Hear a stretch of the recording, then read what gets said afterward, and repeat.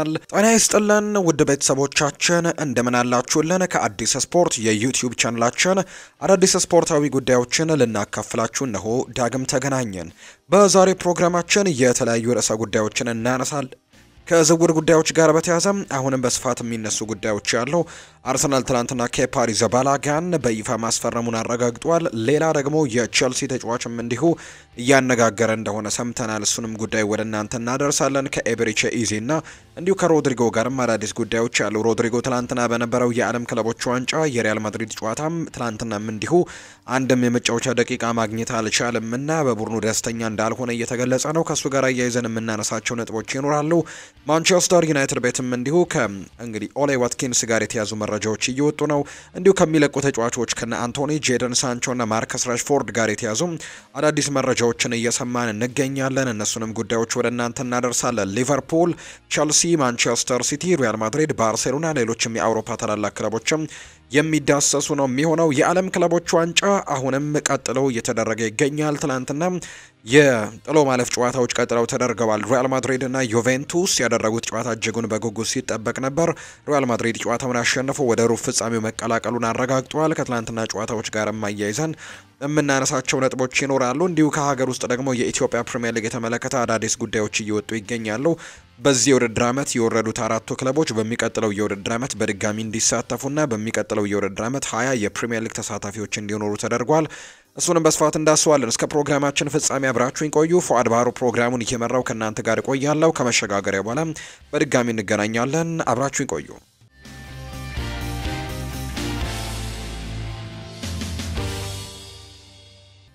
የክለቦች የዓለም ዋንጫን የተመለከቱ መረጃዎችን በማስቀደም እንጀምር። ወደ ቤተሰቦቻችን የክለቦች የዓለም ዋንጫ አሁንም መደረጉን ቀጥሏል። የጥሎ ማለፍ ጨዋታዎች ደግሞ ተደርገዋል። ከነዚህ መካከል ሪያል ማድሪድ እና ዩቬንቱስ ያደረጉት ጨዋታ ትናንትና ሲጠበቅ የነበረው መርሃ ግብር ነው። ሁለቱ እንግዲህ የአውሮፓ ትልልቅ ክለቦች ናቸው። እንግዲህ ዩቬንቱስ በዚህ ውድድር ላይ የመጀመሪያዎቹን የምድብ ሁለት ጨዋታዎች ያሸነፈው በሶስተኛው ጨዋታ በማንቸስተር ሲቲ አስደንጋጭ ሽንፈት ገጥሞት እንደነበር እናስታውሳለን። ነገር ግን ትናንትና ሪያል ማድሪድን ሲገጥሙ ግን የተሻለ መሻሻሎችን አሳይተው ተመልክተናል። 6 ያክል የተጫዋቾች ለውጥን አድርገው ነው ከዩቬንቱስ ከማንቸስተር ሲቲው ጨዋታ የመጡት። በትናንትናው ጨዋታ ላይ በእርግጥ ሪያል ማድሪድ ዶሚናንት ነበር ብሎ ማንሳት ይቻላል። በጨዋታው ላይ በርከት ያሉ የግብ ሙከራዎችን ማድረግ የቻለበትን አጋጣሚ ተመልክተናል። የዩቬንቱሱ ግብ ጠባቂ ዲ ግሪጎሪዮ እንግዲህ በርከት ያሉ ኳሶችን አድኖ ነው እንጂ ሪያል ማድሪዶች ከዚህ የተሻለ ግቦችን ማስቆጠር የሚችሉበትን አጋጣሚ ትላንትና የተመለከትንበትን አጋጣሚ ነው የተመለከትነው። እንግዲህ በዩቬንቱስ በኩልም የተወሰኑ ሙከራዎችን ተመልክተናል። በአብዛኛው ግን የኬናን የልዲዝ እና የኮሎሙዋኒን ጥምረት ነበር ትላንትና እንዲሁ ከፍራንቼስኮ ኮንሴሳው ጋርም የሚያደርጉትን ጥምረት ስንመለከት ነበር። ነገር ግን ሪያል ማድሪዶች ጨዋታው ላይ የበላይ እንደነበሩ ተመልክተናል። 21 አካባቢ የጎል ሙከራዎችን ትላንትና ሪያል ማድሪዶች አድርገው መውጣት የቻሉበትን አጋጣሚን የተመለከትነው። ከ21ዱ የጎል ሙከራዎች ደግሞ 11ዱ ኢላማቸውን የጠበቁ ነበሩ። ከ11ዱ አንዱ ነው ወደ ጎልነት የተቀየረውና 10ሩን ኳሶች ግሪጎሪዮ ማዳን የቻለበትን አጋጣሚን የተመለከትነውና በጣም ጥሩ የሚባል ፐርፎርማንስን አሳይቷል። ግብ ጠባቂው ሬቲንግ ጭምር 9.3 አካባቢ ነው የተሰጠው። ግብ ጠባቂው ጨዋታውን ተሸንፈውም ጭምር ግን ሪያል ማድሪዶች ጨዋታውን 1-0 አሸንፈው ወደ ሩብ ፍጻሜ መቀላቀላቸውን ያረጋገጡበት ውጤት ነው የተመዘገበው። ኬሊያን ምባፔ ወደ ሜዳ ተመልሷል። ትላንትና ጨዋታውን በእርግጥ በቋሚነት አልጀመረም፣ ነገር ግን ከተቀያሪ ወንበር ተነስቶ ትላንትና ጨዋታውን አድርጓል። 1-0 በሆነ ውጤት ሪያል ማድሪዶች ሲያሸንፉ ታዳጊው ኮከብ የሆነው ተጫዋች እንግዲህ ጎንዛሎ ጋርሲያ ነው ብቸኛውን ጎል ማስቆጠር የቻለው ለሎስ ብላንኮቹ። ይህ ተጫዋች እንግዲህ ባለፉት የክለቦች የዓለም ዋንጫ ጨዋታ ላይም ግቦችን እያስቆጠረ እንደነበር የምናስታውሰው ነው። በተለይ የኬሊያን ምባፔ በህመም ምክንያት ከዚህ ቡድን መቀነስ በክለቦች የዓለም ዋንጫ ላይ ለዚህ ታዳጊ ኮከብ ለካስቲያው እንግዲህ ተሳታፊ ልጅ እንግዲህ ቦታዎችን ሰጥተውት እንግዲህ እድሎችን ሰጥተውት እሱ ደግሞ ራሱን በሚገባ ማሳየት የቻለበትን አጋጣሚን የተመለከትነው። ክሪስቲያኖ ሮናልዶ አርአያዬ ነው ሲል ተናግሯል። ጎንዛሎ ጋርሲያ ከትላንትናው ጨዋታ በኋላ የሱን ቪዲዮዎች መመለከት ነበር ሲል ነው የተናገረው። በትላንትናው ጨዋታ ላይም ጎል አስቆጥሯል። ከዛ በተጨማሪ ደግሞ ምናልባት በሚቀጥለው የውድድር ዓመት ሪያል ማድሪዶች እንደ ሆሴሎ አይነት አጥቂ ማስፈረም አለባቸው የሚሉ አይነት ሀሳቦች ሲነሱ ነበር። ነገር ግን የጎንዛሎ ጋርሲያ ብቃት ግን የሆሴሎን ቦታ እንግዲህ እንዲተካ ሊያደርገው እንደሚችል ይታመናል። እንደሱ አይነት እንግዲህ ተጫዋች ፈልጉ ነበር። በጭንቅላት ጎል ማስቆጠር የሚችል አይነት ተጫዋች ተቀይሮ ገብቶ የኬሊያን ምባፔ ተጠባባቂ ሆኖ እንግዲህ በሚገባባቸው ጨዋታዎች ላይ ግን የሚፈጠሩትን እድሎች መጨረስ የሚችል አይነት አጥቂ በገበያው ላይ ሲመለከቱ ነበረ። ሪያል ማድሪዶች አሁን ላይ ግን ታዳጊውን ጎንዛሎ ጋርሲያን በደንብ ማግኘት የቻሉ እንደሆነ እየተመለከትን እንገኛለን። በክለቦች የዓለም ዋንጫ ባደረጋቸው 4 ጨዋታዎች 3ኛ ግቡን ነው ትላንትና ማስቆጠር የቻለው። እንግዲህ ይህንን ጎል ሲያስቆጠር ደግሞ ትሬንት አሌክዛንደር አርኖልድ ነው ኳሱን አመቻችቶ ማቀበል የቻለው። እንግሊዛዊው የመስመር ተጫዋች ትሬንት በሪያል ማድሪድ ማሊያ የመጀመሪያውን ለግብ የሆነ ኳስን አመቻችቶ ማቀበል የቻለበትን አጋጣሚ ነው ትላንትና የተመለከትነው። የልጁ አጨራረስ በተለይ የጎንዛሎ ጋርሲያ አጨራረስ በተለይ ታዳጊ አይመስልም። በጣም ልምዶች ያሉት አይነት ተጫዋች ነው የሚመስለው። በጣም እንግዲህ በጭንቅላቱ ነው ኳሱን ያስቆጠረው። ፓወሩ እጅግ ይገርማል። ከዛ በተጨማሪ ያስቀመጠበት ቦታም እጅግ አስገራሚ ነውና ጎንዛሎ ጋርሲያ ትላንትና ጎል አስቆጥሮ ሪያል ማድሪድን ወደ ሩብ ፍጻሜው እንዲያልፉ ያደረገበትን ውጤት ማስመዝገብ የቻለበትን አጋጣሚ ነው የተመለከትነው። እንግዲህ በስፔናዊው የፊት መስመር ተጫዋች ጎንዛሎ ጋርሲያ በክለቦች የዓለም ዋንጫ ባደረጋቸው 4 ጨዋታዎችም 3ኛ ግቡን ነው ትላንትና ማስቆጠር የቻለው።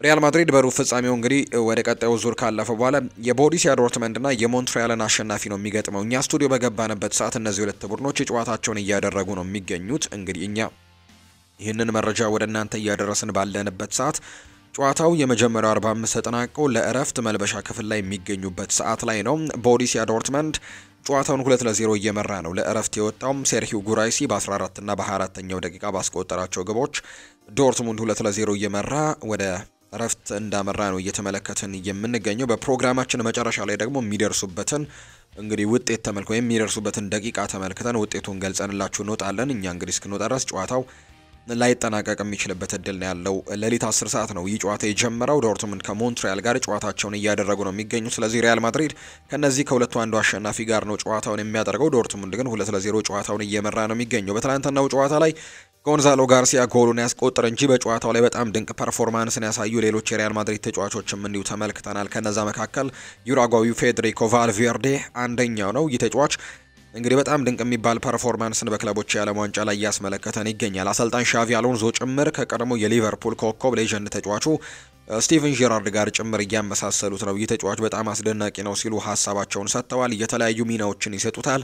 የሚሰጠውን ሚና በሙሉ ደግሞ በብቃት እየተወጣ የሚገኝ አይነት ተጫዋች እንደሆነ እየተመለከትን እንገኛለን። ፌዴሪኮ ቫልቬርዴ እና ትናንትናም ድንቅ ፐርፎርማንስን አሳይተዋል። የጨዋታውም ኮከብ የተባለው ፌዴ ነው። እንግዲህ ቡድኑን በአምበልነት እየመራ ጥሩ ነገሮችን እያስመለከተን ይገኛል። ከዛ በተጨማሪ አርዳ ጉሌርም አሁን በሻቪ አሎንዞ መምጣት እጅጉን ደቂቃዎች እያገኙ ከሚገኙ ተጫዋቾች መካከል አንደኛው ነው። ቱርካዊው ታዳጊ በጣም ጥሩ ፐርፎርማንስ ነው እሱም ትናንትና በጨዋታው ላይ ማሳየት የቻለው። እንደውም ሆሴሉ የቀድሞ ሪያል ማድሪድ ተጫዋች አንድ ሀሳብን ሰጥቷል። ቱርካዊው ተጫዋች እግሩ ላይ ኳስ ሲገባ እጅግ በጣም ያስደስተኛል፣ የሚያደርገው ነገር በሙሉ ያስደስታል ሲል ሀሳቡን ሰጥቷል። ትናንትና እንግዲህ አርዳ ጉሌር በጣም ጥሩ የሚባል ፐርፎርማንስን አሳይተው መውጣት የቻለው። ትላንትና ሻቪ አሎንሶ 3 ተጫዋቾችን ነው ቀይረው ያስገቡት። ኬሊያን ምባፔን፣ ሉካ ሞድሪች እና ዳኒ ሰባዮስን ነው ቀይረው ያስገቡትና በርካቶች አንድ የሚጠብቁት ስም ነበር። ይህ ተጫዋች ሮድሪጎ ጎዌሽ ነው። ትላንትና አንድም የመጫወቻ ደቂቃ እንደ ፓቹካው ጨዋታ ማግኘት አልቻለም። በፓቹካው ጨዋታ ላይ ሮድሪጎ አንድም ደቂቃ ማግኘት አልቻለም ነበር። ትላንትናም እንዲሁ አንድም የጨዋታ ደቂቃ ማግኘት አልቻለም። ከዛም የሚለየው 3ኛው የምድብ ጨዋታ ላይ እንግዲህ የተወሰኑ ደቂቃዎችን ተቀይሮ ገብቶ አግኝቷል እንጂ 3ቱ ተከታታይ ጨዋታዎች ላይ ከመጀመሪያው ጨዋታ ውጪ 3ቱም ተከታታይ ጨዋታዎች ላይ በቋሚ አሰላለፍ ውስጥ መካተት አልቻለም። ያገኘው ደቂቃም በጣም ጥቂት ነው። ስለዚህ ተጫዋቹ ከክለቡ መልቀቅ ጋር አሁንም በደንብ ስሙ እየተነሳ የሚገኝበት እድል እየተመለከትን እንገኛለን። ሮድሪጎ በሚቀጥለው የውድድር ዓመት በሪያል ማድሪድ የሚቆይ ከሆነ የመሰለፍ እድሎች በጭራሽ ላይ ያገኝ የሚችልበት እድል እንዳለ ነው የሚገለጸው። በአርዳ ጉሌር እጅጉን ደስተኛ ነው አሰልጣኝ ሻቪ አሎንዞ። ከዛ በተጨማሪ የሚጠቀመው ደግሞ 3-5-2 አይነት አስተላለፍን እንደሆነ ይነገራልና በሁለት አጥቂዎች የመጫወት ፍላጎት ነው ያለው። በሁለት አጥቂዎች የሚጫወት ከሆነ ደግሞ ቪኒሲዮስ ጁኒየር እና ኬሊያን ምባፔን ነው የሚጠቀሙት። ኬሊያን ምባፔ እንኳን ባይኖር እንግዲህ እየተመለከትነው ነው። አሁን ኬሊያን ምባፔ በሌለባቸው ጨዋታዎች ከሮድሪጎ ይልቅ ጎንዛሎ ጋርሲያን ነው ሻቪ አሎንዞ እየተጠቀመ የሚገኘውና ይሄ ለሮድሪጎ ትልቅ መልእክት እንደሆነ የሚያሳዩ ሪፖርቶችን በተደጋጋሚ እየተመለከትን ነው።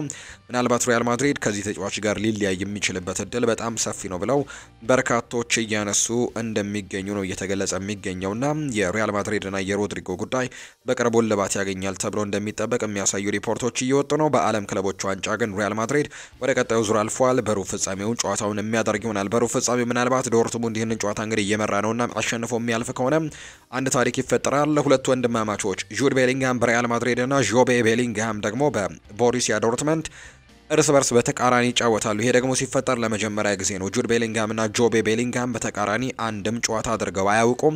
ስለዚህ ለመጀመሪያ ጊዜ ሊፈጠር የሚችልበት እድል አለ። 2-0 እየመሩ ከመሆኑ ጋር በተያያዘ ምናልባት ግን ሞንትሪያሎች ቀለበሰው የሚያልፉ ከሆነ እንኳን በሞንትሪያል በኩል ሰርሂዮ ራሞስ ይገኛልና የቀድሞ ክለቡን የሚገጥምበት ጨዋታም ይሆናል። ነገር ግን ዶርትሙንድ ጨዋታውን እየመራ ነው የሚገኘው። የዓለም ክለቦች ዋንጫ በዚህ መልኩ ነው እየቀጠለ የሚገኘው።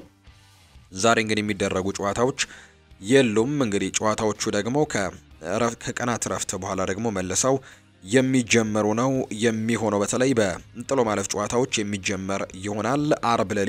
አርብ ምሽት 4 ሰዓት በሚደረግ ጨዋታ ፍሎሚኔንሴና አልሂላል በሚያደርጉት ጨዋታ ነው የሩብ ፍጻሜ ጨዋታዎቹ የሚጀመሩት።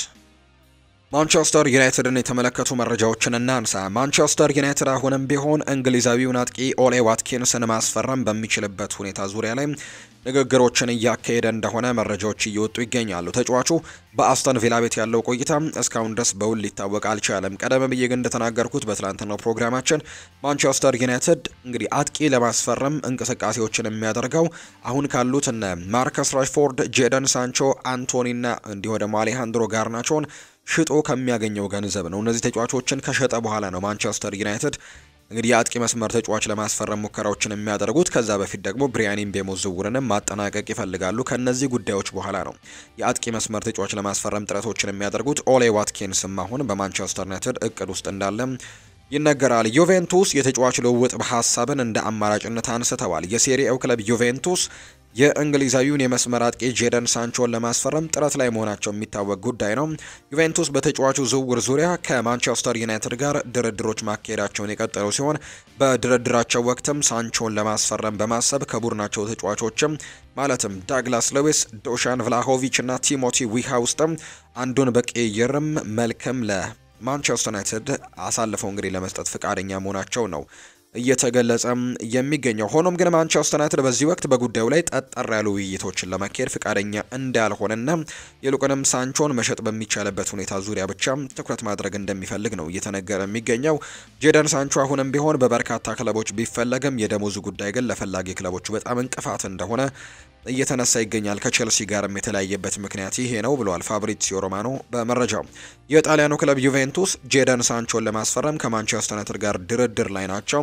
ዘገባው ጨምሮም ዩቬንቱስ ከዩናይትድ በተጨማሪ ከተጫዋቹ ጋርም በግል ጥቅማ ጥቅሞች ለመስማማትም እየተነጋገረ እንደሆነ ያሳያሉ መረጃዎቹ። ዩናይትድ ከሳንቾ ዝውውር 25 ሚሊዮን ፓውንድ እንደሚፈልግ የተገለጸ ሲሆን ተጫዋቹ በበኩሉ በሳምንት 250 ሺህ ፓውንድ ደሞዝ ማግኘት እንደሚፈልግም ጭምር ነው የተነገረውና የጄደን ሳንቾ የደሞዝ ጉዳይ ደግሞ ፈላጊዎቹን እያሸሸ እንደሚገኝ የሚያሳዩ ሪፖርቶችን እየተመለከትን ነው።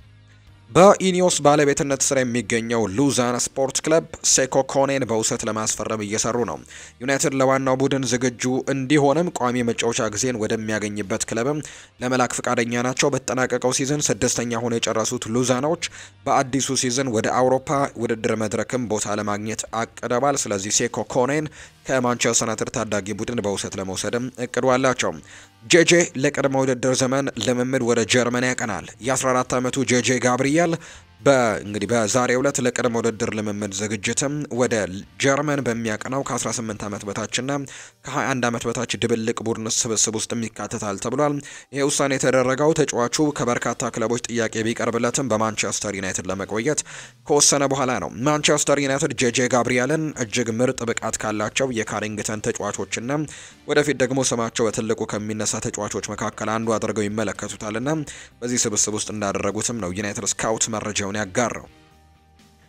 በርካቶች የሚያስቡት በውሰት እንደመለቅ ነው። እኔ ግን እንደዛ አይነት ሀሳብ በፍጹም የለኝም ብለዋል ዲየጎ ሊዮን ነው ይህንን ሀሳብ የሰጠው።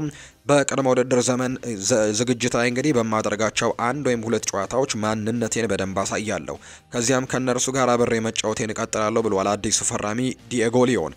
በራሴ ያለኝ እምነት በጣም ከፍተኛ ነው ሲልም ነው ዲየጎ ሊዮን የተናገረው። ማንቸስተር ዩናይትዶች ወጣቱን ተጫዋች ለማስፈረም ንግግር አድርገዋል። ማንቸስተር ዩናይትዶች የደርቢ ካውንቲውንና የእንግሊዝ ብሔራዊ ቡድን ከ16 ዓመት በታች ግብ ጠባቂ ቻርሊ ሃርዲ ጋርም ንግግር ማድረጋቸውን የተሰማው። በርካታ የእንግሊዝ ቡድኖች ተጫዋቹን ለማስፈረም ጽኑ ፍላጎት ቢያሳዩም ማንቸስተር ዩናይትድ ተጫዋቹን የግላቸው እንደሚያደርጉት ከፍተኛ እምነት እንዳላቸው ነው የተገለጸው። በዚህ ክረምት ዝውውሩ የሚሳካ ከሆነ ተጫዋቹን በቀጥታ ከ18 ዓመት በታች የማንቸስተር አካዳሚ ይቀላቀላል ተብሎ እንደሚጠበቅ የሚያሳዩ ሪፖርቶች እየወጡ ነው። ማርከስ ራሽፎርድ ማንቸስተር ዩናይትድን የሚለቅ ከሆነ ከእንግሊዝ ውጪ ወደ ሆነ ሊግ ማምራት እንደሚፈልግ ተነግሯል።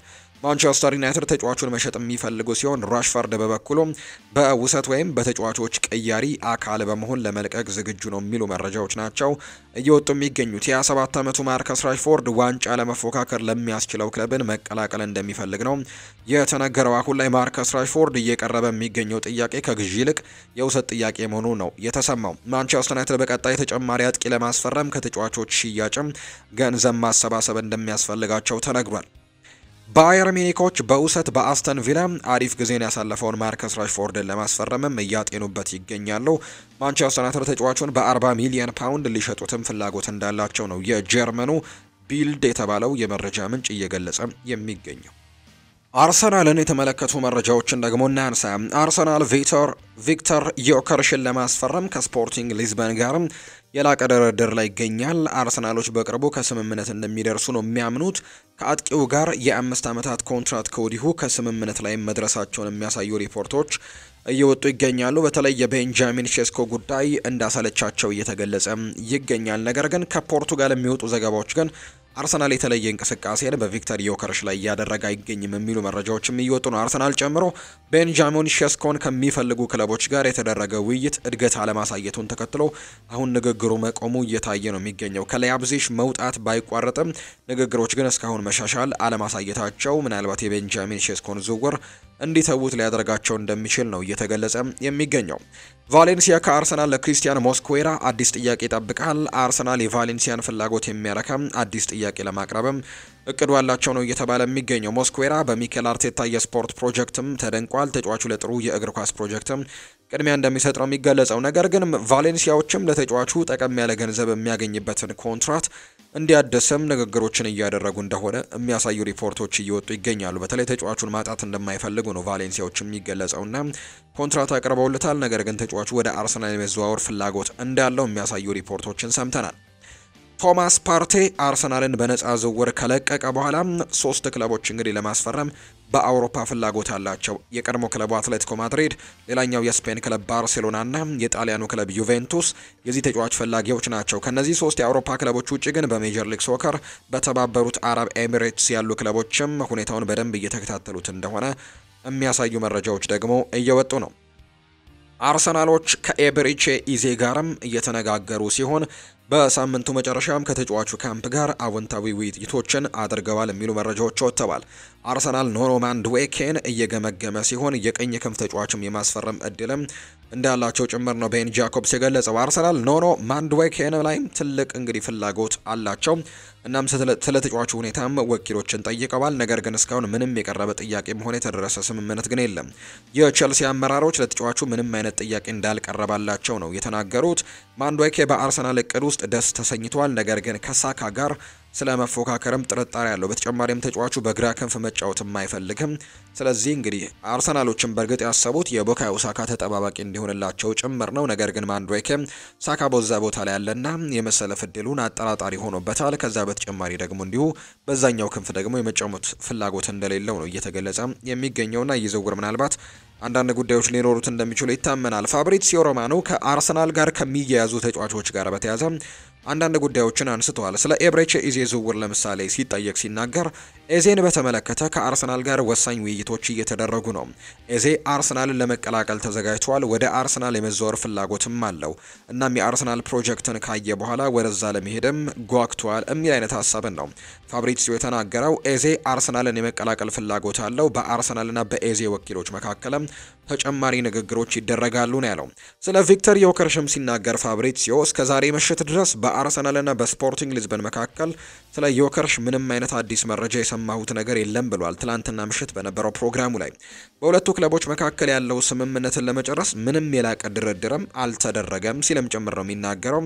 ዮከርሽ እና አርሰናል ለሳምንታትም ሲደራደሩ እንደነበረ እናውቃለን። አርሰናል ከመደራደሩና ከስፖርቲንግ ሊዝበን ጋር ዝውውሩን ለመጨረስ ከመሞከሩ በፊት ግን ለተጫዋቾች ቁርጥ ያለውን ዋጋ እንዲገለጽለት ስለ ተጫዋቹ እንደሚፈልግም ጭምር ነው እንግዲህ ፋብሪዚዮ ሮማኖ ስለ ቪክተር ዮከርሽ ዝውውር የተናገረው። ፋብሪዚዮ ሮማኖ ይቀጥልና ስለ ሞስኩዌራም ዝውውር ይናገራል። ተጫዋቹ ወደ አርሰናል ለመዘዋወር ወስኗል። እናም የሞስኩዌራ ፍላጎት ደግሞ ግልጽ ነው። የለንደኑ ክለብ ማሊያን ለመልበስም ይፈልጋል። በሁለቱ ክለቦች መካከል የመጨረሻ ስምምነት ላይ ለመድረስም ንግግሮችን እያደረጉ ነው። ቫሌንሲያን በተመለከተ ሞስኩዌራ እንዲቆይም የማሳመን ስራው እጅግ በጣም ከባድ ይሆንበታል ሲልም ነው የተናገረው። አርሰናል በይፋ ግብ ጠባቂ አስፈርሟል። የሰሜን ለንደኑ ክለብ አርሰናል የቼልሲውን ግብ ጠባቂ ኬፓ አሪዛባላጋን ማስፈረማቸውን በይፋ አስታውቀዋል። አርሰናሎች ኬፓ አሪዛባላጋን የቡድኑ ቁጥር 2 ግብ ጠባቂ አድርገው በ3 ዓመት ኮንትራት ማስፈረማቸው ይፋ ሆኗል። አርሰናል የ30 ዓመቱን ኬፓ አሪዛባላጋን በቼልሲ ያለውን የኮንትራት ማፍረሻ 5 ሚሊዮን ፓውንድ በመክፈል ነው ያስፈረሙት። አርሰናል ዋንጫ ለማሸነፍ ተቃርቧል ብሏል ኬፓ። አርሰናልን የተቀላቀለው ስፔናዊ ግብ ጠባቂ ኬፓ እንግዲህ በክለቡ ለመስራት መጓጓቱን ነው ከፊርማው በኋላ የተናገረው። እዚህ በመሆኔ በጣም ደስተኛ ነኝ ያለው ኬፓ አሪዛባላጋ በቀጣይ በክለቡ ለመስራትም ጓጉቻለሁ፣ ቡድኑ ለማሸነፍ ያለውን ምኞትንም ሰምቻለሁ ሲልም ነው የተናገረው። አርሰናል ዋንጫ ለማሸነፍ ተቃርቧል ያለው ኬፓ በጋራ እንደምናሳካው ባለሙሉ ተስፋ ነኝ ሲልም ጭምር ኬፓ አሪዛባላጋ ይናገራል። በአርሰናል ቤትም የ13 ቁጥር ማሊያን ጭምር እንደሚለብስ ነው የተገለጸው። ሌላኛው ከአርሰናል ዝውውር ጋር በተያያዘም በተደጋጋሚ ስሙ የሚነሳው ሮድሪጎም እንዲሁ አለ። ብራዚላዊው ተጫዋች ሮድሪጎ የክለቦች የዓለም ዋንጫ የመጀመሪያ ጨዋታ ላይ ባለመሳተፉ ደስተኛ ስላለመሆኑ የቅርብ ሰዎቹ ይናገራሉ። የተጫዋቹ የሪያል ማድሪድ ሁኔታ በቀጣይ የዝውውር መስኮቱ መነጋገሪያ ርዕስ ሊሆን እንደሚችል ይታመናል። ሎስ ብላንኮቹ ማስታንቱኖን ከሪቨር ፕሌት ማስፈረማቸው የሮድሪጎን ሚና ደግሞ ሊቀንሰው እንደሚችል ነው የተሰጋው። በሌላ በኩል የቡድኑ የኋላ መስመር ተጫዋች ዳቪድ አላባ በሪያል ማድሪድም ያለው ውል እስከሚጠናቀቅ በክለቡ መቆየት እንደሚፈልግም ጭምር እየተነገረ እንዳለ ነው ዘገባዎቹ እየጠቆሙ የሚገኙት። ሊቨርፑልን የተመለከቱ መረጃዎችን ደግሞ ወደ እናንተ እናደርስ። ሊቨርፑል ለሃርቪ ኤሊዮት ዝውውር ምን ያክል ገንዘቦችን ነው የሚፈልገው የሚሉ ጥያቄዎች ይነሳሉ። የ21 ዓመት በታች የአውሮፓ ዋንጫ ውድድር ኮከብ ሆኖ ያጠናቀቀው ሃርቪ ኤሊዮት የበርካታ ክለቦችን ቀልብ መሳቡ አሁንም እየተነገረ ነው። ተጫዋቹ በተለይ እንግሊዝ አሸናፊ በሆነችበት ውድድር 5 ግቦችን ሲያስቆጥር የውድድሩ ኮከብ ተጫዋችን በመሆን መመረጥ ችሏል። ይህንን ተከትሎ ሊቨርፑል በተጫዋቹ 40 ሚሊዮን ፓውንድና የመልሶ የመግዛት እድልንም እንደሚፈልጉ ነው የሚነገረው። በውል ውስጥም የመግዛት አማራጭ የማይካተት ከሆነ ሊቨርፑል ከተጫዋቹ ዝውውር 50 ሚሊዮን ፓውንድም እንደሚፈልጉ ተነግሯል። በውሉ 3 ዓመታት የቀረው ሃርቪ ኤሊዮት በቀጣይ እንግዲህ በቋሚነት መጫወትም እንደሚፈልግ ጭምር ነው የተዘገበው። ሊቨርፑል ለሃርቪ ኤሊዮት ዝውውር እስከ 40 ሚሊዮን ፓውንድና መልሶ የመግዛት አማራጭ ወይም ደግሞ 50 ሚሊዮን ፓውንድና ከመልሶ መግዛት አማራጭ ውጪም ይፈልጋል የሚሉ መረጃዎችን ዴቪድ ኦርነስቲን እየገለጸ ነው።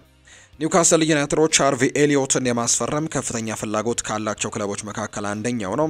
ተጫዋቹንም በዚህ ክረምት ከሊቨርፑል ጋር መለየትም እንደሚፈልግ የሚያሳዩ ሪፖርቶች ደግሞ እየወጡ ነው።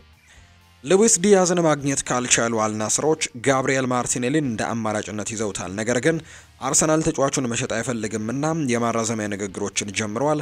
አልናስር ወደ ሌሎች ኢላማዎች ከመግባቱ በፊት ለሳዑዲ ክፍት ስለመሆኑ በመጀመሪያም ከሉዊስ ዲያዝ ጋር ግልጸኝነትና ንግግር እንደሚፈልግም ጭምር ነው እየተገለጸ የሚገኘው። ቤን ጃኮብስ እንዳለው ከሆነ ሉዊስ ዲያዝ ምላሹን እንዲሰጣቸውም እንደሚፈልጉ ነው የተገለጸው። ሊቨርፑሎች ሁጎ ኤኪቲኬን ለማስፈረም እየሰሩ እንደሆነ እየተገለጸ ይገኛል። ሊቨርፑል በዚህ ሳምንት ላይ እየሰሩ ነው። ሁጎ ኤኪቲኬን ወደ ቡድናቸው የመጨመር ሁኔታ ላይም እየተወያዩ ነው። የሊቨርፑል ሀሳብ አንድ ተጨማሪ አጥቂን ማግኘት ነው። ከዳርዊን ኑኔስ ጋር ምን እንደሚፈጠር ከናፖሊ ጋር በመካሄድ ላይ ያለውን ውይይት ለመረዳትም እየጠበቁ ነው። ሊቨርፑል አዲስ አጥቂ እንግዲህ ማከል ይፈልጋሉ። ስለዚህም ሁጎ ኤኪቲኬ በክለቡ ዝርዝር ውስጥም ስሙ ያለ ተጫዋች ነው። በእርግጥም ይህ ዛሬ ወይም ነገ የሚደረግ ስምምነት አይደለም፣ ስለዚህ መታገስ አለብን። ነገር ግን ኤኪቲኬ በሊቨርፑል ዝርዝር ውስጥም ያለ ስም ነው ሲል ፋብሪዚዮ ሮማኖ መረጃውን አጋርቷል። ዋተሮ ኤንዶ ይናገራል። እዚህ እስካሁን ድረስ እስካለሁም ድረስ ክለቡን ማገዝና የተለያዩ ዋንጫዎችን ማሳካት ለኔ በእግር ኳስ ህይወቴ ማድረግ ካለብኝ ነገሮች ውስጥ አንደኛው እንደሆነ አውቃለሁ ሲልም ነው የተናገረው ዋተሮ ኤንዶ። ሊቨርፑል ከዚህ በላይ ዋንጫ እንግዲህ የሚገባው ክለብ እንደሆነ እርግጠኛ ነኝ። በክለብ ውስጥም የመጫወቻ ደቂቃ ባገኝ ፈጽሞ እምቢ አልልም ሲልም ነው ዋተሮ ኤንዶ እየተናገረ የሚገኘው። ባየር ሚኒክ ሁኔታውን ለመረዳት ከሉዊስ ዲያዝ ወኪል ጋርም ተገናኝተዋል። ነገር ግን ምንም አይነት መደበኛ ፕሮፖዛል አላቀረቡም። በሊቨርፑል ያለውን ሁኔታ ለመረዳት ነው ወኪሉን ያናገረው። ባየር ሚኒክ የአልናስርን ፍላጎትም ያውቃል የሚል መረጃን ፋብሪዚዮ ሮማኖ ይፋ አድርጓል። ቸልሲን የተመለከቱ መረጃዎችን ደግሞ እናንሳ። ቸልሲ ተጨማሪ ተጫዋቾችን ሊያስፈርም ይችላል። በዝውውር መስኮቱ ንቁ ተሳትፎን በማድረግ ላይ የሚገኘው ሰማያዎቹ ሊያም ዴላፕን ሲያስፈርሙ ለዣኦ ፔድሮና ጄሚ ባይኖ ጊቴንስም ዝውውር አጠናቀዋል። ቸልሲ በዝውውር መስኮቱ በሰሩት እንግዲህ ስራ ደስተኞች መሆናቸው ሲገለጽ አዲስ ተጫዋቾችን ፊርማ በሚለቁ ተጫዋቾች ላይ እየተመሰረተ እንደሚሆን ነው የሚነገረው። በዝውውር መስኮቱ ክለቡን ይለቃሉ ተብለው የሚጠበቁ ተጫዋቾች በመኖራቸው ምክንያት ለአዲስ ተጫዋቾችም ቦታ እንደሚኖር ነው የተገለጸው። ይህንን ተከትሎ ቸልሲ የዝውውር መስኮቱ ከመዘጋቱ በፊትም ተጨማሪ ተጫዋቾችን የሚያስፈርምበት እድል ሰፊ መሆኑ ጭምር ነው እየተነገረ የሚገኘው። ሰማያዎቹ እስካሁን ላይ በዝርዝራቸው ይዘው የሚገኙት ተጫዋች አሌሃንድሮ ጋርናቾ፣ ሞሐመድ ቁዱስ እና ሁጎ ኤኪቲኬ ይገኙበታል። በተጨማሪም ቸልሲ ተጨማሪ የመሃል ተከላካይም ሊያስፈርሙ እንደሚችሉ ተዘግቧል። ቸልሲ ስሙ ከአርጀንቲናዊው ግብ ጠባቂ ኤሚሊያኖ ማርቲኔዝ ጋር ቢያያዝም ለተጫዋቹ ፍላጎት እንደሌላቸው ግን እየተጠቆመ ይገኛል። ጆሽ አችፖንግ ይናገራል። ሪስ እና ማሎ ጉስቶን በዚህ የውድድር ዘመን በስልጠና ላይ ብዙ ጊዜ ተመልክቻቸዋለሁ፣ ምክንያቱም ከኔ ጋር ተመሳሳይ የአጨዋወት ሚናም ስላላቸው ነው። በአካል ብቃቴ ጥንካሬ ይሰማኛል። እናም የኮንፈረንስ ሊግ በጣም ጥሩ ነበር፣ ምክንያቱም ራሴን እንዳሻሽልም ረድቶኛል። እናም ብዙ የመጫወቻ ደቂቃዎችን አግኝቻለሁ። ከዚያም የፍጻሜውን ጨዋታ በማሸነፍ ዋንጫውን በማንሳት በቼልሲ ማሊያም ያለኝ ምርጥ ጊዜ ነበር ሲልም ነው ጆሽ አቼፖንግ የተናገረው። ኒኮላ ጃክሰን እና ኖኖ ማንድዌኬ በቼልሲ የማይነኩ ተጫዋቾች አይደሉም። ጥሩ ጥያቄ ከቀረበ እነዚህ ተጫዋቾች ሊሸጡ እንደሚችሉ የሚያሳዩ ሪፖርቶች ናቸው የወጡት። ላቪ ኮልዊል ስለ ሞይስ ካይሴዶ ይናገራል። ለ2 ዓመታት ያክል አብሬው ተጫውቼ ያለው እናም እሱ ከዓለም ምርጥ አማካዮች መካከል አንደኛው እንደሚሆንም ቤቴን አስይዤም እወራረዳለሁ። እንዴት ይህንን ያክል ጥሩ እንደሆነ አላውቅም፣ ነገር ግን እሱ ፍጹም ልዩ የሆነ ተጫዋች ነው ሲልም ነው ላቪ ኮልዌል ስለ ሞይስ ካይሴዶ የተናገረው። ቸልሲ ቀጣዩን የውድድር ዓመት 9 የሚሆኑ የአጥቂ አማራጮችን ይዞ ለመጀመር ፍላጎቱ ነው። እናም ኖኖ ማንድዌኬ ከተሸጠ ሌላ ለመጨመርም አስበዋል። ክለቡ ማንድዌኬን ለመሸጥም ከፍተኛ ፍላጎት እያሳየ ሲሆን ቸልሲ ለኒኮላ ጃክሰንም ከሌሎች ክለቦች ፍላጎትም ይጠብቃሉ። እንዲሁም ክሪስቶፈር ኢንኩንኩንም ለመሸጥ ዝግጁ እንደሆኑ ጭምር ማትላው ዘቴሌግራፍ ላይ መረጃውን አጋርቷል። ኤንዞ ማሬስካ በቼልሲ ዋና ቡድን 22 ወይም 23 ተጫዋቾችን ብቻ ነው የሚፈልገው። ከነዛ ውስጥ ደግሞ 8 ወይም 9 የሚሆኑት የማጥቃት ባህር ያላቸው ተጫዋቾች እንዲሆኑም ይፈልጋል ሲል ነው ማትላው መረጃውን ያጋራው። ዣኦ ፔድሮ የቼልሲ ተጫዋች ነው ብሎ ማሰብ ይቻላል። የሕክምና ምርመራውን አጠናቋል። እናም በሩብ ፍጻሜው ጨዋታ በክለቦች የዓለም ዋንጫ ላይ ሊሳተፍ እንደሚችል ፋብሪዚዮ ይፋ አድርጓል። ቸልሲ አሁንም አንዳንድ የአጥቂ አማራጮችን እየተመለከቱ ነው። ማሊክ ፎፋና አንደኛው ነው። እንዲሁም በታህሳስና በጥር ወርም ቸልሲና ዩናይትድ ስለ ጋርናቾ እንዲሁ ደግሞ ኤንኩንኩ ቄይርም ስለመነጋገራቸው ይታወሳል። ቸልሲ አሁንም አማራጮች አሉ፣ ነገር ግን ቅድሚያ ሽያጮች እንደሚያስፈልጉ የሚያሳዩ ሪፖርቶችን ነው አሁን ላይ እየተመለከትን የምንገኘው። ቸልሲ ጄሚ ባይኖ ጌቴንስና ጃኦ ፔድሮን ፈጣን ተጽዕኖ መፍጠር የሚችሉ እንዲሁ ደግሞ ወደፊት የተሻሉ ተጫዋቾች ለመሆን ብቃት ያላቸው ተጫዋቾች እንደሆኑ ነው የሚያምኑት። ለዚህም ነው በእነዚህ ሁለት አማራጮች ላይ ለመወሰን የሚወሰኑት። ቸልሲ የመሃል ተከላካዮችንም ለማስፈረም ያሉትን አማራጮች ጭምር እንደሚመለከት ነው የተገለጸው። ኖቲንግሃም ፎረስት ከማሊክ ፎፋና ጋር ከኦሎምፒክ ሊዮን ጋር ስምምነት ላይ ደርሷል። ነገር ግን በተጫዋቹ በኩል እስካሁን ምንም ስምምነት የለም። ፎፋና ቻምፒየንስ ሊግ የሚጫወቱ ክለቦችን እየጠበቀ ነው። ቸልሲ አሁንም በተጫዋቹ ላይ ፍላጎት አለው። ባየር ሚኒክና ናፖሊም የመጀመሪያ ንግግር ለመጀመር ውሳኔ ማሳለፋቸውን የሚያሳዩ ሪፖርቶችን ደግሞ ከዚህ በፊት ተመልክተናል። ማንቸስተር ሲቲን እንመልከት። ኤደርሰን ከደጋፊዎች ተቃውሞ ቀርቦበታል። ብራዚላዊው የማንቸስተር ሲቲ ቁጥር 1 ግብ ጠባቂ ኤደርሰን ከክለቡ ደጋፊዎች የተቃውሞ እየቀረበበት እንደሆነ ተገልጿል። ግብ ጠባቂው እንግዲህ በአል ሂላሉ ጨዋታ ያሳየው አቋምን ተከትሎ ደጋፊዎች መልቀቅ አለበት በማለት ተቃውመውታል። የክለቡ ደጋፊዎች አሁን ላይ በማህበራዊ ሚዲያ ኤደርሰን አውት የሚሉ ዘመቻዎችንም ከፍተውበታል። ኤደርሰን በቅርቡ በሚቀጥለው የውድድር ዘመን በማንቸስተር ሲቲ ቤት እንደሚቆይ ማረጋገጡ ይታወሳል። ነገር ግን በደጋፊዎች ይህ ነገር አልተወደደም። ተጫዋቹን እንግዲህ ልቀቅ እያሉ ጭምር ሀሳቦቻቸውን እየገለጹ ነው። የተለያዩ ግብ ጠባቂዎች ከማንቸስተር ሲቲ ጋር ስማቸው ይነሳል። ከነዚህ መካከል አንደኛው የሆነው ጂያንሉጂ ዶናሩማ ነው። ሌላኛው የፖርቶ ግብ ጠባቂ የሆነው ዲየጎ ኮስታ ነው። ምናልባት ማንቸስተር ሲቲ እነዚህን ግብ ጠባቂዎች ማስፈረም የሚችል ከሆነ እንግዲህ ኤደርሰንን ሊለቅ የሚችልበት እድል እንዳለም እየተገለጸ ይገኛል። ነገር ግን አሁን ላይ የሚወጡ ሪፖርቶች እንደሚያሳዩት ከሆነ ኤደርሰን ከደጋፊዎቹ በጣም ትልቅ ተቃውሞ እየቀረበበት ነው። በዚሁ የሪያል ማድሪድ ጉዳዮችን እናንሳ። ለሮድሪጎ ቅርበት ያላቸው ሰዎች ተጫዋቹ በዓለም ክለቦች ዋንጫ ውድድር ላይ የመጫወት እድል ባለማግኘቱ ተበሳጭቷል። እንዲሁ ደግሞ የፍራንኮ ማስታንቱኖ ወደ ሪያል ማድሪድ መምጣት ደግሞ በቀጣይ የሮድሪጎ ሚናን ሊገድበው ይችላል የሚል ግምቶች አሏቸው። እናም ወደፊት ይህንን ጉዳይ በቅርበት መከታተሉ ተገቢ እንደሆነ ዘ አትሌቲክ መረጃውን እያጋራ ይገኛል። ሪያል ማድሪድ ጁላይ ወር ላይ የአልቫሮ ካሬራስን ፊርማ ለማጠናቀቅ እንደሚሞክር ይጠበቃል። ቤኔፊካ አሁን ላይ እንግዲህ ከዓለም ክለቦች ዋንጫ ውድድር ከተሰናበተ በኋላ ስምምነቱን በተመለከተ በሁለቱ ክለቦች መካከል የሚካሄድ ድርድርን በፍጥነት እንደሚካሄድም ይጠበቃል ብሎናል። ጉሌርሞ ራይ ነው ይህንን መረጃ ያጋራው። ሆሴሉ ይናገራል። ኳስ በትንሹ ቱርካዊ እግር ስር ስትሆን በጣም ደስ ይለኛል፣ እሱ እየተጫወተ እያየሁም እዝናናለሁ ሲል ነው አርዳ ጉሌርን በተመለከተ ሀሳቡን የሰጠው ሆሴሉ። የላሊጋ መርሃ ግብር ይፋ ሆኗል። የስፓኒሽ ላሊጋ የ2025-26 የውድድር ዓመት የጨዋታ መርሃ ግብሮች ይፋ ተደርገዋል። በወቅቱ የላሊጋው አሸናፊ የሆነው ባርሴሎና የመጀመሪያ ጨዋታውን ከማዮርካ ጋር ነው የሚያደርገው። ሪያል ማድሪድ በበኩሉ የመጀመሪያ ጨዋታውን በሜዳው ከኦሳሱና ጋር የሚያደርግ ይሆናል። የመጀመሪያው የኤል ክላሲኮ ጨዋታ ጥቅምት ወር መጨረሻ ላይ ሳንቲያጎ ቤርናቢው ስቴዲየም ላይ ነው የሚደረገው። የመጀመሪያው የማድሪድ ደርቢ ጨዋታ ደግሞ መስከረም ወር ውስጥም በሪያል ማድሪድ ስቴዲየም ላይ የሚካሄድ እንደሆነም ተገልጿል። ኦሊቪየ ዡሩ ሊልን ተቀላቀለ። ፈረንሳዊው የፊት መስመር ተጫዋች ኦሊቪየ ዡሩ የፈረንሳዩ ክለብ ሊልን መቀላቀሉ ይፋ ተደርጓል። ኦሊቪየ ዡሩ በአሜሪካው ክለብ ሎስ አንጀለስን በመልቀቅም ሊልን ለአንድ ተጨማሪ ዓመት ለማቆየትም አማራጭን ባካተተ የአንድ ዓመት ኮንትራት ተቀላቅሏል። በአሜሪካ ጥሩ የሚባል ጊዜ ለማሳለፍ ያልቻለው ኦሊቪየ ዡሩ በክለቡ ባደረጋቸው 37 ጨዋታዎች 5 ግቦችን ነው ማስቆጠር የቻለው። ሊዮሬንዞ ኢንሲኜ ከክለቡ ጋር ተለያይቷል። ሊዮሬንዞ ኢንሲኜ እና ፍሬድሪኮ ቤርናዴስቺ ከአሜሪካ ሜጀር ሊግ ክለብም ሶከሩ ክለብ ቶሮንቶ ጋርም ያላቸው ኮንትራት መቋረጡ ይፋ ተደርጓል። ሁለቱ ተጫዋቾች ከክለቡ ጋር ያላቸው ውልም በስምምነት በማቋረጥ አሁን ላይ ከኮንትራት ነፃ መሆናቸው ተነግሯል። የ34 ዓመቱ ሊዮሬንዞ ኢንሲኜ በ2025 ለቶሮንቶ 13 ጨዋታዎችን ሲያደርግ አንድ ጎልም ማስቆጠር የቻለበትን አጋጣሚም ተመልክተናል። 3 ደግሞ አመቻችቶ አቀብሏል። ሊዮሬንዞ ኢንሲኜ በአሜሪካ ሜጀር ሊግ ሶከርም ከሊዮኔል ሜሲ በመቀጠል ከፍተኛ ተከፋይ እግር ኳስ ተጫዋችም እንደነበር የምናውቀው ነው። በጉዳትና በቅጣት ያለፉትን 4 ጨዋታዎች ያመለጡት ቤርናዴስቺ በክለቡ በ2025 15 ጨዋታዎችን ሲያደርግ 4 ጎሎችን አስቆጥሮ 3 ደግሞ አመቻችቶ ማቀበል የቻለበትን አጋጣሚ ነው የተመለከት ነው።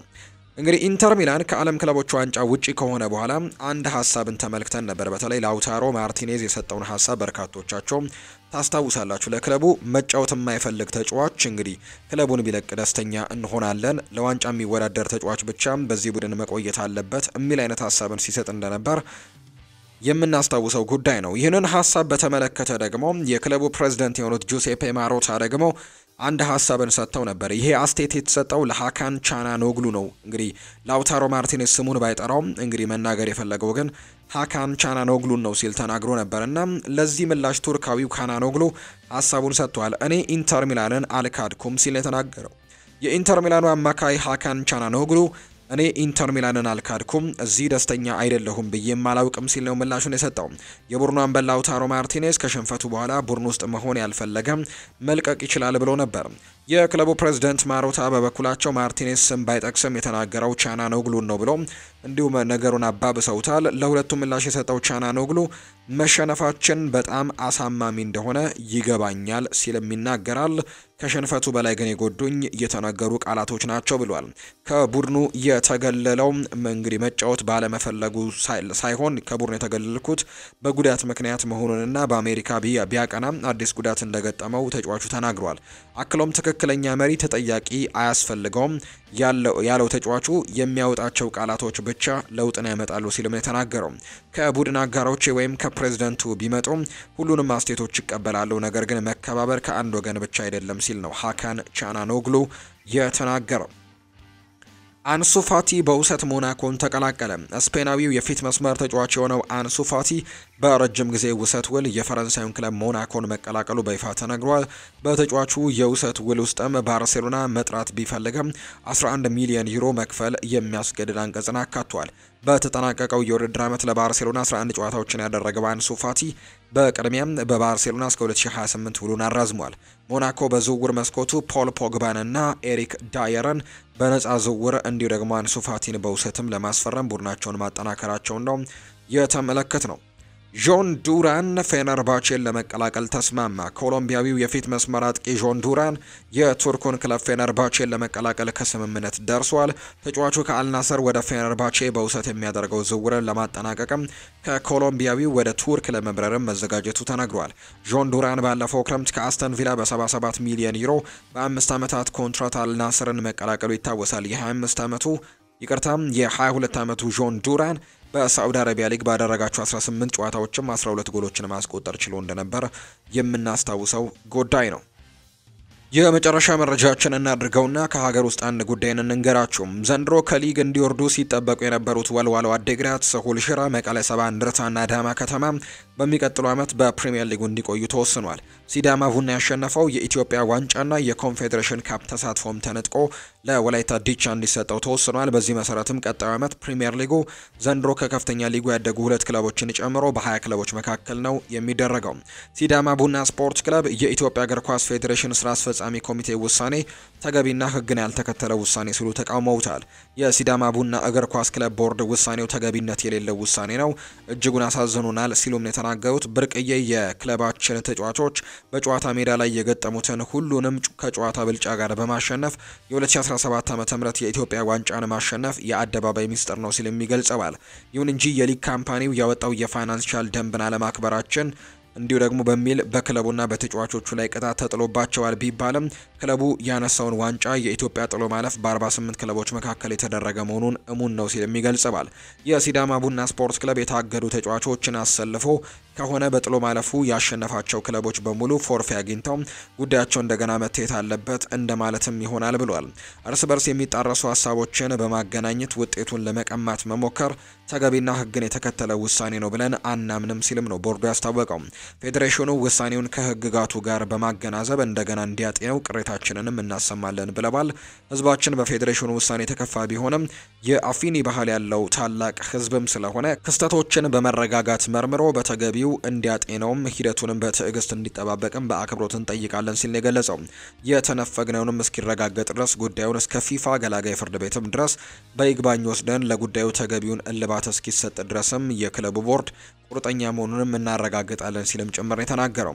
በአንጻሩ የወላይታ ዲቻ እግር ኳስ ክለብ ደግሞ ተከሰናል፣ ህዝቡ በልዩ ልዩ መንገዶችም ደስታውን እየገለጸ ነው ብለዋል።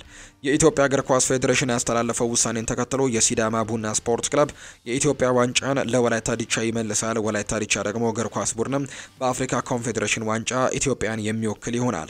ይህም የፌዴሬሽኑ ውሳኔን ተከትሎ የወላይታ ዲቻ ደጋፊዎች በአደባባይ ደስታቸውን የገለጹ ሲሆን የደቡብ ኢትዮጵያ ክልል ርዕሰ መስተዳደር አቶ ጥላላ ከበደን ጨምሮ የክልሉ የወላይታ ዞን አመራሮችም የእንኳን ደስ አላችሁ መልእክትም አስተላልፈዋል። እንግዲህ የወላይታ ዲቻ እግር ኳስ ክለብም ስራ አስኪያጅ አቶ አሰፋ ሆሲሶ ውሳኔውን በእግር ኳሱ ዘርፍ ተስፋ ሰጪና በወላይታ ዲቻ እግር ኳስ ቡድንም ደጋፊዎችን ትልቅ ደስታን የፈጠረ ተገቢ ውሳኔ ነው ሲሉ ገልጸውታል። ተከሰናል ያሉት ስራ አስኪያጁ የውሳኔው አፈጻጸም የኢትዮጵያ እግር ኳስ ፌዴሬሽን በሚያስቀምጠው እቅድ መሰረትም ተፈጻሚ እናደርጋለን ሲሉም ጭምር ነው የተናገሩት።